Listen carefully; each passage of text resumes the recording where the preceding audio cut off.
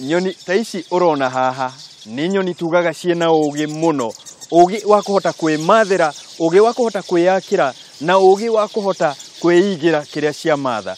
No muthenya wa muthe ndirenda tukorwo tukiaria cia nyoni, ndirenda tukorwo tukiaria cia mai. Kiumia kihituku ni twaririe cia uria mbura ikoragwo iguru, ikarathwo na igakorwo ikiikuruka. No yarikia guikuruka ri, ndiramenyithio ati no tuhotire kwihunia, tungihota kuiga mbura ino ihote gutuhunia. Tondu bururi wa Kenya ri, twina uhoti wa kwihunia kumana na mbura ya mwaka o umwe tu, twihunie miaka ina. Ino ni tabarira yaku wendete ya Kayuka Murimi Reloaded. Tabarira iria igukiire na mururumo mweru, uririkane iria igukagira o muthenya wa umuthi kuma thinacara na nuthu kinya thaa imwe. Nie njitagwo Muciiri FM Murimi Digital.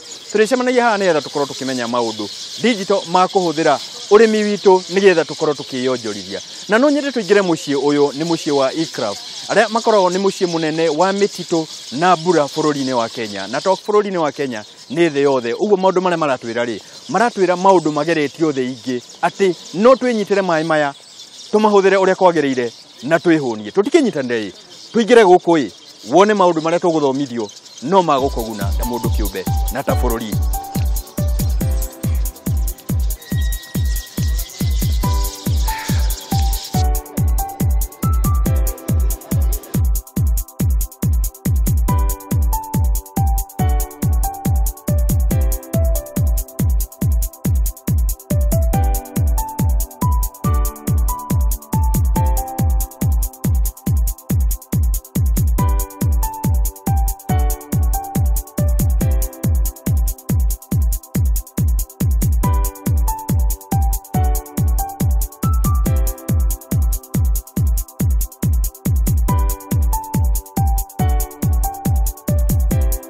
Muthenya wangu ni wangu naguo wa miti na wa mai ni wa miti, tondu guku ni njerete nigetha tukorwo tukimenya maundu megie uria tugukorwo tukirora miti itu na igiturehere mai ni twarekirie kurorerwo. Na riu muthenya wa umuthi ndi guku kwa Ecraft aria makorwo makirora miti na mai, na ndina engineer haha aranjira ni engineer wa mai. Ihi engineer uyu ri ekaga ate muthenya wa umuthi ri haha? Bwana engineer, habari bwana. Mhandisi mwenyewe, asante sana kupatana na wewe. Napenda nikujue kwa jina na vile vile watazamaji wetu wakujue. Huyu mhandisi wa maji, mimi nikajua uhandisi ni manyumba makubwa, magorofa.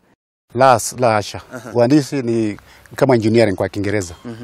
Kwa majina naitwa Alex Oduor na nafanya kwa shirika la kilimo mseto duniani. Kilimo mseto ndio mnyama gani huyu? Unachukua ukipanda miti kwenye mashamba ama ukuwe na mifugo pia, inaitwa kilimo mseto. Kilimo mseto tuseme ni ndo topic ya siku yetu ya leo. Wakulima wiki jana tukawafunza ya kwamba mvua yatoka juu na ikatabiriwa ya kwamba kutakuwa na mvua itanyesha. Inapofika hapa, inapoanguka chini, wataka tuifanyie nini? Na hasa tukihusisha yale mambo ambayo mnafanya hapa Ecraft. Mvua ikitoka kwenye mbingu ianguke hapa kwenye ardhi, ni vyema uwe na kidimbwi ama tangi, kitu chochote, chombo chochote cha kuhifadhi maji. Itakuwa vyema sana mweke maji kwenye hizo vyombo. Na muthenya wa umuthi ni wake igwa turakirora cia mai uria tugukorwo tukimatega nigetha makorwo magituteithia. Bwana engineer, utaniruhusu nikuzungumzie kwa lugha zote, sababu mtazamaji wetu nataka aelewe maji hasa yanaponyesha tutayahifadhi vipi? Maji yakinyesha kutoka mbinguni ikianguka kwenye ardhi huwa inatambaa kwa njia tofauti. Kile kitu muhimu sana ni kwamba ni vyema uhifadhi maji ambayo inaanguka chini. Kwa vile ukingojea itapotea na itagharimu pesa mingi ili uishike. Hiyo ndio kitu ya kwanza. Ya pili ni kwamba unaweza kuchupia kushika maji ambayo sasa inatambaa. Ikiwa ulichelewa kushika ile ilianguka na kuweka kwenye chombo, chukua ama hifadhi ile ambayo inatambaa. Na ile inatambaa unaweza kuweka kwenye tangi ya chini ama kidimbi yote ambayo umechimba na mkono. Nataka tuje kwa mradi ambao mnaendelea wa $1 billion, lakini kabla tufike pale nataka tuelezee wa Kenya haya maji ambayo tunasema ya kwamba tuna uwezo wa kuwa na maji ya kutosheleza nchi yetu na hata zaidi. Tuko wapi kama nchi tukigusia mambo ya maji? Nchi ya Kenya ni nchi ambayo imebarikiwa sana. Tunapata trilioni lita 3.5. Na hiyo ni maji ambayo inaweza kutosheleza wananchi milioni 233. 230. Sisi hatujafika hata milioni. Ni mara 5 ama mara 6 ya population ya Kenya wakati huu. Ya kwamba hata tukizaana na tuzaane, tukihifadhi yale maji vizuri yatatutosheleza kwa miaka mingi. Mwiroreri ni urakeigua maundu maria meguku ni ati mai twinamo mai ma tugukorwo tukimarora atia ina engineer haha na nie guku diuma ni gukorwo ndamenya data ukirwo wega mai maya ri tukumanyita wega atia maranjira ati mena project nenema ati thirikari manyitanire thirikari maundu maria mongitha maturigiceirie ministry ciothe iria ikoragwo thirikari-ini ya bururi na thirikari cia county nigetha tukorwo tukigia mai maya. Bwana Oduol, naam, maji umeniambia tuhifadhi. Naam. Kuna mradi ambao unaendelea. Huu mradi sijui, hebu tufafanue kidogo tu ili tujue mnataka nini na malengo yenu ni yapi ili tukaweze kuingiza Wakenya kwa huu mradi. Kuna miradi kubwa sana inaitwa $1 billion ama kwa hali ya kawaida ni shilingi bilioni 300 tuseme. Na hizo pesa ni pesa ambazo zinaweza kutosheleza kuweka milioni 100 ya vidimbwi vya maji hapa Afrika nzima. Hapa ndio nataka tuzungumze zaidi. Kwa nini tuhifadhi maji kwenye vidimbwi? Hapa kwetu ikiwa mvua inanyesha, huwa inanyesha kikatika.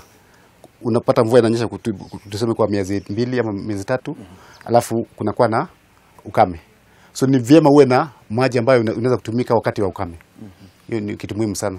Ndio maana tunahifadhi maji ili wakati wa ukame unafanya irrigation, unatoa maji kwenye kidimbwi ndio unapatia maji mifugo ama mimea. Maundu maria turaigua guku ni ati mai maya turakorwo tugitega nigetha tukorwo tukinywa tukihe mahiu maitu ona muno makiria tukirima hau itiho tukiugaga ati tabarira ya kau ka murimi turoraga maundu maria tugwika nigetha tukorwo tukirima wega. Bwana Oduol, haya maji tumtayateka vipi? Hiki kisima ama hiki kidimbwi ambacho nitachimba ni mimi nitachimba ama nitakuja vipi, ama nyinyi kama shirika na mashirika mengine ambayo mnaungana pamoja mnasaidia mkulima vipi? Sisi tunasaidia wakulima kwa tuseme kwa neno, yani wajue jinsi ambavyo wanaweza kuhifadhi maji. Kwa hivyo sisi sio wafadhili wa hiyo kazi. Ikiwa mkulima anajua jinsi ya kuhifadhi itakuwa bora, lakini kama hajui tutakuja na teknolojia ambayo inaweza kutumia ili ahifadhi maji kwa njia ambayo inafaa. Vidimbwi vingi ambavyo watu wamechimba ama visima ni kwamba unachimba lakini maji yanaenda through evaporation ama mengine yanatiririka tu yanarudi kwenye mchanga, inakuwa mkulima yule hajanufaika kabisa na yale maji, kwamba tutayahifadhi lakini yataenda kabla yatumie. Hiki kidimbwi ambacho mnamjengea ama mnamsaidia kujenga ni utaalamu upi ambao ni mpya? Sababu haka katika kipindi hiki tunasema ni ukulima dijitali, tunafanya mambo kisasa. Tutafanya vipi ile kile kimfae? Kwa wakati huu watu wengi wananunua tangi ya maji ambayo ni ya kiplastiki. Na hiyo tangi bei yake ni bei ya juu. Kwa hivyo ni vyema watu wawe pamoja, wachimbe na mikono yao kwa vikundi. Alafu wakishachimba tunatengeneza jacket ya polythene ambayo itatumbukizwa kwenye hiyo shimo. Wale wafuga samaki wanaziita dam liners. Dam liners ndio hiyo. Sasa hiyo liner pia tunaweza kutumia kwa kushika maji ama kuhifadhi maji. Naam. Mvua inaponyesha, tujitayarishe vipi? Kuna mama ambaye labda hana uwezo wa kujenga kidimbwi kikubwa, ana kijumba tu kidogo, atahifadhi maji vipi? Ataanza wapi? Sababu sehemu ya pili nataka niwapeleke kwa wakulima ambao wameweza kutekeleza huu mradi wa $1 billion, wakaweza kuhifadhi yale maji na wananufaika. Mkenya ambaye hajaanza kuhifadhi maji anasema mimi sina uwezo. Anze. Kuna kiwango 3 ya uwezo ya mkulima aweze kuwa na kidimbwi ama asiweze. Wale ambao hawawezi kabisa wanaweza kusaidika na wafadhili. Na inakuwa hivi, lazima wawe kwa vikundi ya watu kadhaa, tuseme 20 ama zaidi, alafu wakuja waongee na sisi, na baada hiyo tutaweza kutafuta njia ambazo tunaweza kuwasaidia wawe na vidimbwi ya kutosheleza, wawe wapate maji ya kilimo. Swali langu hasa kama mkulima, mimi sitaki nije nichukue mkopo kwenu kisha ninapolima tuseme zile nyanya ama chochote kile niambiwe ya kwamba hakuna soko. Mimi nitanufaika vipi ama nitawezaje kulipa mkopo wenu? Ni vyema sana kwamba kabla hujalima uwe umeelewa hiyo nini mapato ya kutoka kwenye shamba itaenda wapi. Na kuna shirika mbili ambazo tunafanya nao kazi. Moja wao inaitwa SNV na moja inaitwa MESP ama Micro Enterprise Support Program Trust. Sasa hao wawili watatafuta soko kabla hujaanza kulima. Alafu atakuja kuelewana na wewe ili baada hiyo wewe uende kupanda hiyo mimea. Wakati utapata mapato tayari soko iko. Umeona tabasamu lililo kwenye uso wangu, ni kujua ya kwamba soko lipo. Nataka nifahamu, tunapozungumzia mimea vile inavyotumia maji tukilinganisha na wanyama, unaniambia miti ndiyo inayotumia maji mengi zaidi na ndiyo iliyo na manufaa zaidi. Hebu tufanye hii hesabu. Ukiangalia miti kama eucalyptus kwa kila siku inatumia drum moja ya maji kila siku. Maji ambayo inapita kwenye miti kienda angani ni drum moja. Ni kwa vile tu sisi wenyewe hatuna ile. Nitakuzungumzia Kikuyu. Huu mti unaitwa munywa mai ama drinker of water. Unakunywa maji kukunywa. Utanifaidi vipi? Na mimi naona tu ni kunihangaisha. Uzuri wa hiyo miti ni kwamba wakati inatumia maji inatengeneza mbao kwenye stem yake, na hiyo mbao unaweza toa viberiti, yaani zile miti za kutengeneza viberiti, na kwenye matawi unaweza kupata dawa nyingi sana huwa inatoka kwenye eucalyptus. Kwa hivyo si hasara. Si hasara kamwe. Ni tujue huu mti utapandwa wapi kama mti wa biashara ama commercial trees. Eucalyptus ziko tofauti. Kuna zingine ambazo zinatumia maji nyingi na zingine ambazo zinatumia maji kidogo. Kwa zile ambazo zinatumia maji nyingi zipande pahali ambapo kuna hiyo maji. Labda hiyo maji ambayo unahitaji kwa wakati huo, labda iko mingi zaidi. Na zile ambazo zinatumia maji kidogo zipande kwenye eneo ambayo iko na ukame kidogo. Kwa hivyo msije ukapanda miti ile ambayo inatumia maji nyingi kwa sehemu kame. Naam. Tukirudi tena kwa mahindi kwa mfano. Mahindi ili iweze kutoa zile the seed ya mahindi, kilo moja mahindi ili upate kwenye one plant ya hiyo mahindi huwa tayari imetumia drums 4.5 ya maji kwa maisha yake. Mahindi moja ukiwa umepanda mahindi moja alafu ikamea na ikakuwa na pia ukaivuna mahindi moja tu itakuwa imetumia drums 4.5 ya maji. Lakini nisingoje kwamba yale maji yatakuwa kwenye yale mahindi. Ni maji ambayo yamepitia pale yakarudi kwenye hewa yakarudi tena chini yakafaa mengine. Kwa hivyo hiyo ni kitu ambayo watu hawafahamu. Watu huwa wanawachia tu mvua inanyesha na hawafahamu kwamba mahindi inataabika kutafuta hiyo lita drum 4.5. Kwa hivyo ndio inahitajika kama maji haitoshelezi, afadhali ufanye unyunyize maji, yaani ulete irrigation. Ng'ombe wangu nataka anipe maziwa.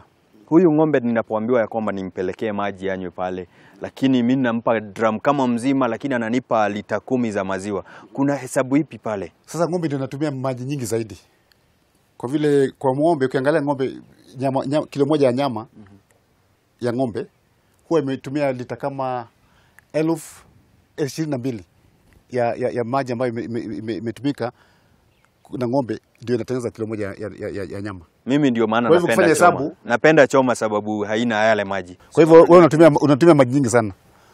Watu Wayahudi hata saa zingine wauzi chakula, yani mimea zao, tuseme faida ya kutoka shambani, kwa vile wameogopa ni kama wanauza maji nyingi. So ukiuza kilo moja ya nyama ni kama mtu ambaye ameuza nini? Maji yako. Maji ya 1,022 ya kwa kilo. Twende kwenye ng'ombe wa maziwa. Maziwa, napenda glasi yangu ya maziwa. Hii ng'ombe nayo imenigharimu nini tukizingatia yale maji ambayo yametumika? Ile maji ambayo nilihesabu mapema ndio maji ambayo inaenda kwa maziwa na pia kwa nyama. Maziwa yenyewe haichukui maji nyingi sana kwa vile hiyo ni maji ambayo ikinyewa inatengenezwa kutoka kwa ng'ombe. Kwa hivyo hiyo kiwango ya maziwa ni chini kuliko kiwango ambayo inatengeneza nyama. Shukran, utaalamu wa hali ya juu hapa. Na Kiswahili ni kizuri kweli. Twashukuru bwana. Gwiraga kaingĩ kũrĩ matoko ya icembe ukona tarĩ guthaka ndĩrathaka. Gũkũ nĩ kwĩbanga, twĩbange na maĩ tondu tugaga ũrĩmi ũtarĩ na maĩ nĩ tawe ũtarĩ na thakame. Ũrĩmi witũ ũngĩgacĩra o tũngĩamba tũmenye maĩ tũkũmaiga atĩa, tondu maĩ nĩ marakiura rĩ, tũmaige wega. Tondu ndĩramenyithio nĩ mũheani mwerekera wakwa atĩ hena arĩmi mebangĩte na mama nĩ mararĩa wega. Tũgĩcokereria tugukorwo kuri arimi acio nigetha nawe ukione ri ni ate ungihota kuhoya tondu onoko ndigikakagwo na wakinĩ ri ino no kinya tungikihoya meri matatu tumenye uria tukumiratha tugathie haraya.